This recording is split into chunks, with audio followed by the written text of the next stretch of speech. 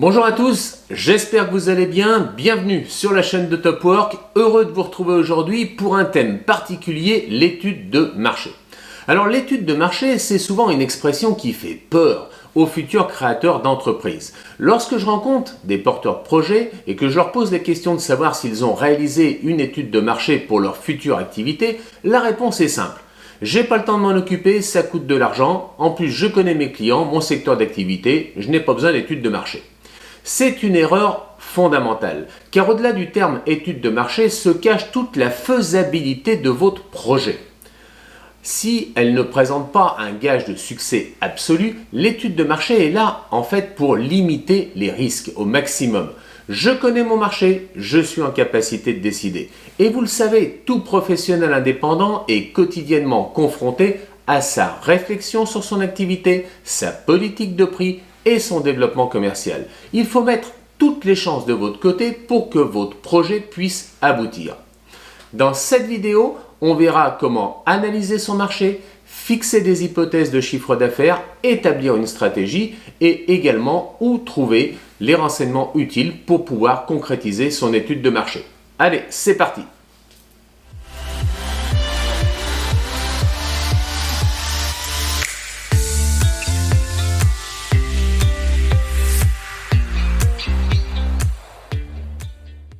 Vous souhaitez devenir auto-entrepreneur ou exercer votre future activité en entreprise individuelle, il est essentiel de réaliser au préalable une étude de marché.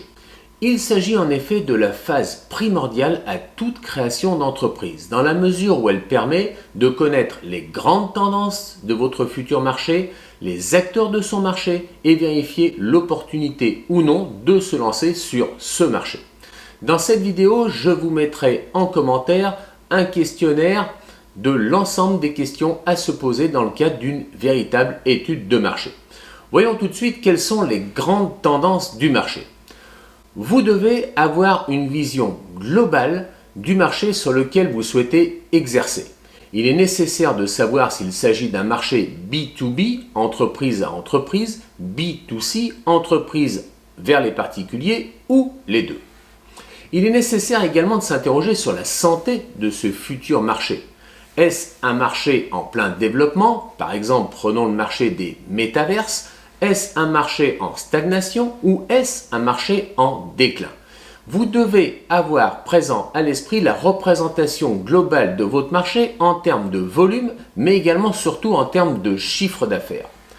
Le fait de préciser ces trois éléments vous permettra de définir au mieux quel est votre marché.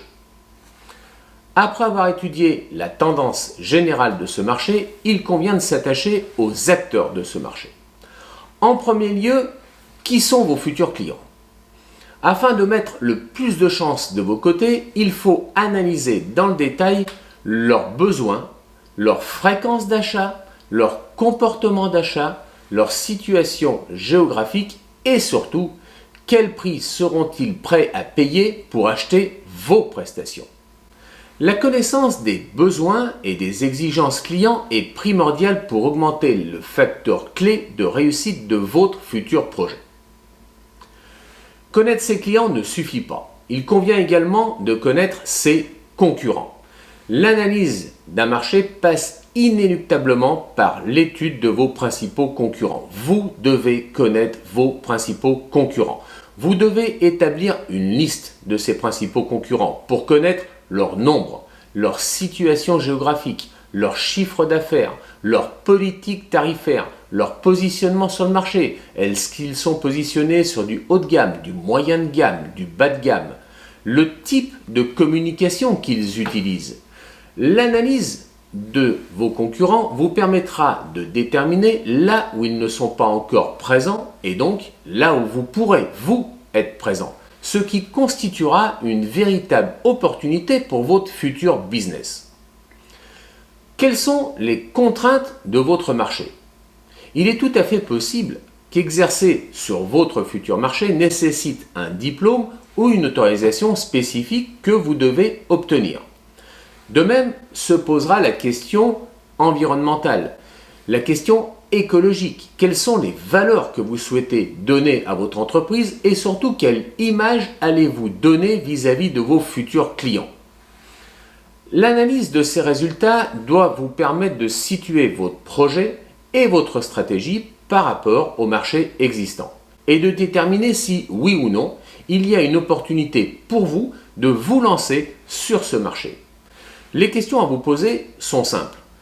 Votre projet a-t-il une place sur le marché? Votre projet répond-il aux besoins et attentes de votre client?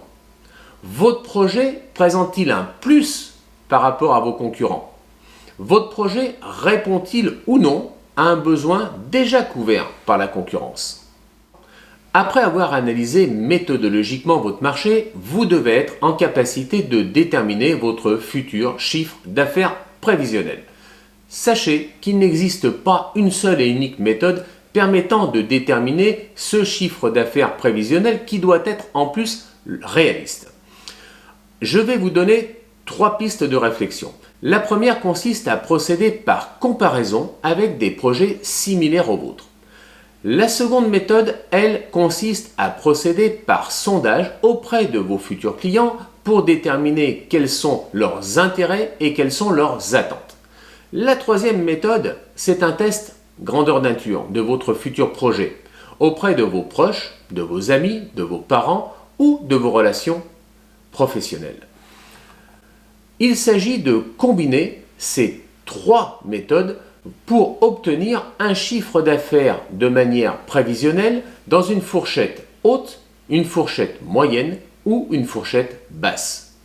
De ces hypothèses va découler votre stratégie vous permettant d'atteindre ce chiffre d'affaires de manière haute, moyenne ou basse. Il est donc recommandé, vous l'avez compris, d'agir avec précaution et réflexion.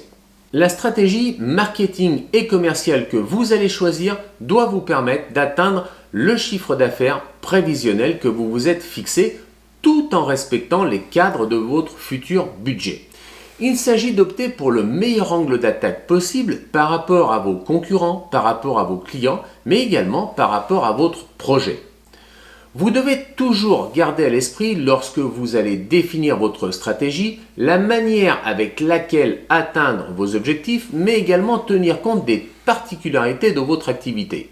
C'est ce que l'on appelle le mix produit. Il faut obtenir le mix produit le plus cohérent possible. Alors, qu'est-ce que le mix produit? Il s'agit tout simplement des décisions marketing que vous allez prendre à un moment donné. Ces décisions concernent votre prestation. Quelle prestation proposer à mes futurs clients? Ces décisions concernent également le prix de ces prestations. À quel prix vendre mes prestations?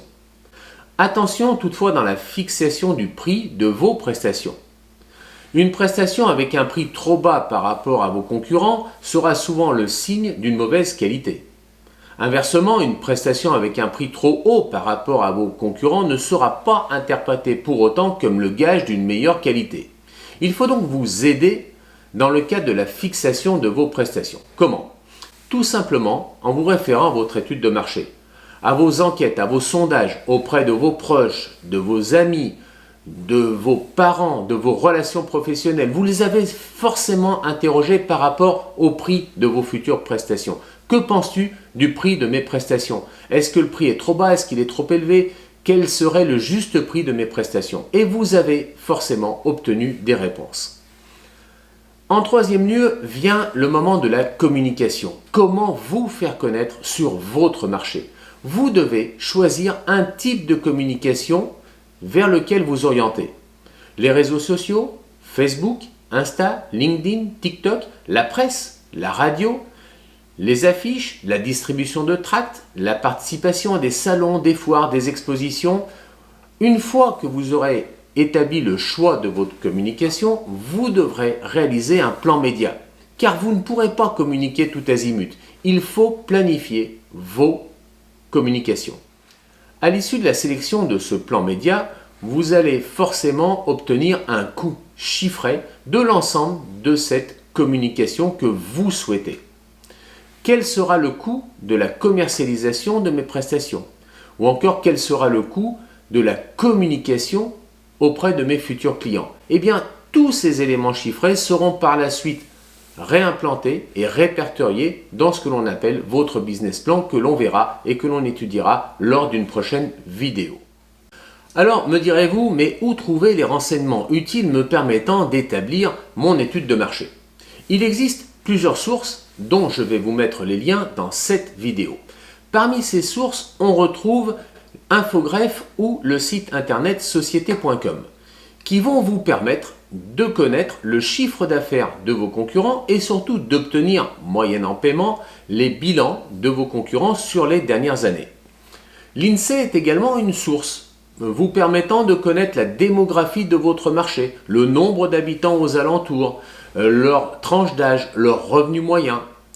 Enfin, Google va vous permettre de localiser vos concurrents, d'avoir accès à leur site internet, et je vous conseille vivement d'aller sur le site internet de vos concurrents où vous en apprendrez énormément sur leurs pratiques commerciales et les produits qu'ils proposent ainsi que leur tarification. Et vous pouvez également regarder ce qu'il se passe auprès des chambres consulaires, que ce soit la chambre de commerce ou la chambre des métiers, pour obtenir des études qui auront déjà été réalisées par leurs soins. En conclusion, et vous l'avez compris, la réussite de votre projet dépendra de la qualité de votre étude de marché. Sachez que si vous souhaitez obtenir un financement bancaire, les banquiers vont étudier votre projet à travers votre étude de marché. Alors, qui mieux que vous pour réaliser cette étude de marché? Réaliser une étude de marché n'a rien de compliqué en soi. Il suffit d'appliquer la bonne recette, à savoir du temps à consacrer à votre étude de marché, une réflexion objective sur les renseignements que vous allez collecter et la volonté de ne pas se lancer à la légère, votre motivation. Vous pouvez toutefois vous faire aider dans la réalisation de cette étude de marché. N'hésitez pas à solliciter des étudiants pour que ces derniers puissent pratiquer en votre nom et pour votre compte des sondages auprès de vos futurs clients. En conclusion, votre étude de marché doit vous aider à prendre la décision de l'opportunité ou non de vous lancer sur le marché. J'espère que cette vidéo vous a plu. Si c'est le cas, n'hésitez pas à laisser un like, un commentaire, c'est très utile pour notre référencement, et surtout à vous abonner à notre chaîne et ainsi faire partie de notre communauté. Merci, à bientôt sur Topwork.